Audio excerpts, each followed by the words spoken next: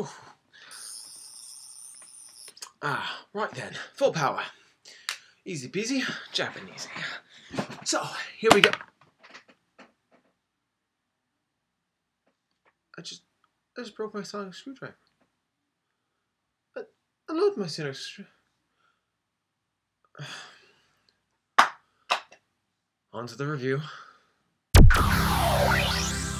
Army of Ghosts and Doomsday both kind of envelope a concept that I think we've all wanted to see. Now, it starts off with the Doctor coming home with Rose, and they find out that there are ghosts that are just roaming around the streets of the world, and everyone's okay with it. Like, hey, ghosts.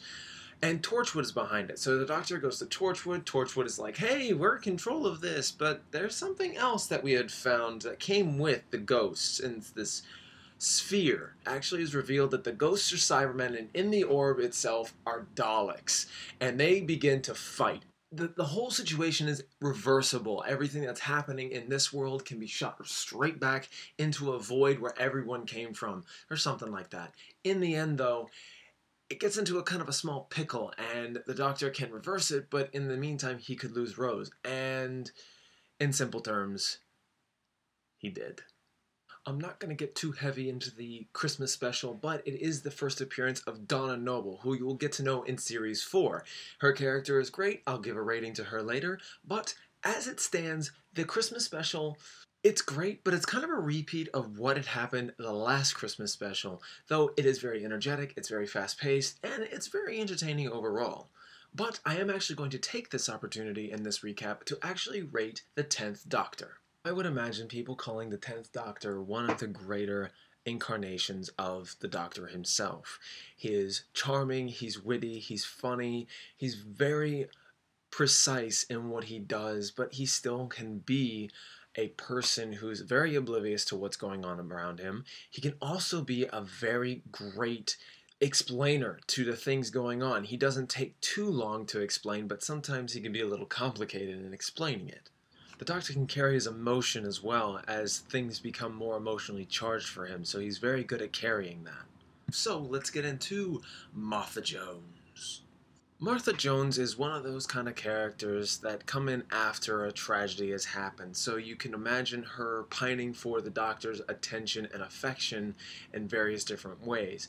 Martha Jones is not completely all about the Doctor so much as that she is willing to move on many different times throughout the series, but she's also one of those kind of characters that cannot help but be infatuated with the Doctor. So, while she's capable of loving him, she's also capable of being so much more. And in the stories that she's in, she does. She plays the roles well. Sometimes they're demeaning, sometimes they're not. Sometimes she is given the most important job in the universe.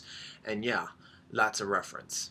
Beyond spiders and rhinoceros that are cops or cops for hire or whatever, and witches, and even cats again in their reprisal, there is something more happening in this series, and what that is a sense of structure now. This entire series is what really sets up how solid these stories can be. Because ever since Daleks in Manhattan and to evolution of the Daleks, things just feel more solid. Things feel a little bit more well-made, more structuralized in a way of saying, we're going to tell you a story, and if you're along with us, this is going to be the best time of your life. Because this kind of canceled out the best and worst in what I was going to do, because the villains are, by this point, well known to where it's like, oh, okay, they're making their reprisal, or oh, that's a new one, but that's not really going to be anything special. But they are special in their right when the treatment is given for the storytelling. So, what I'm trying to say is, the stories, they're great, they're huge, and they're very well made. But, at the same time, they're one-offs. So, if I had to choose one of my absolute favorites, or two should I say, Gridlock and Blink. Those two, really good. They kind of get you engaged in the story, they make you very emotional and very happy that things are resolving or really intrigued when things are going on. Is there any worst ones? Well, find the qualities in everything and find the downfalls in everything.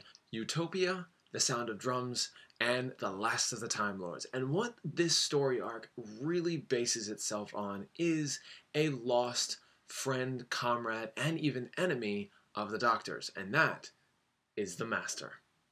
Let me just say straight up from the bat, and this is me geeking out, fanboying, but trying to be as objective as possible.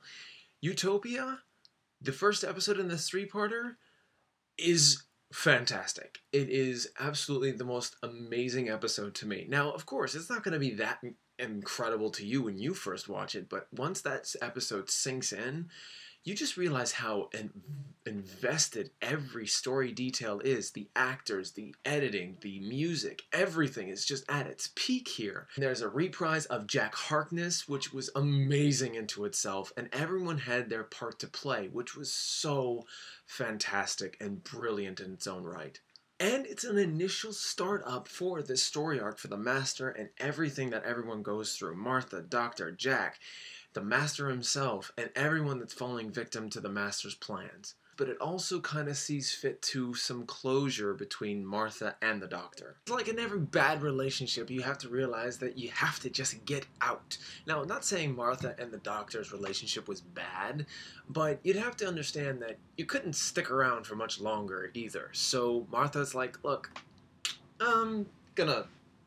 So thus brings the Doctor alone and wandering the universe once again. But it is not all for naught, because we have Series 4, which is going to be tremendously exciting. Overall, I would definitely say that this season has much more solid storylines that are appealing to some, but maybe off-putting for others, just based on length. But structure, amazing overall. In the end, I would give Doctor Who Series 3 an A. This ends the review for Series 3. I hope you guys definitely enjoyed. I will get you more videos as time goes on, and as always, until next time.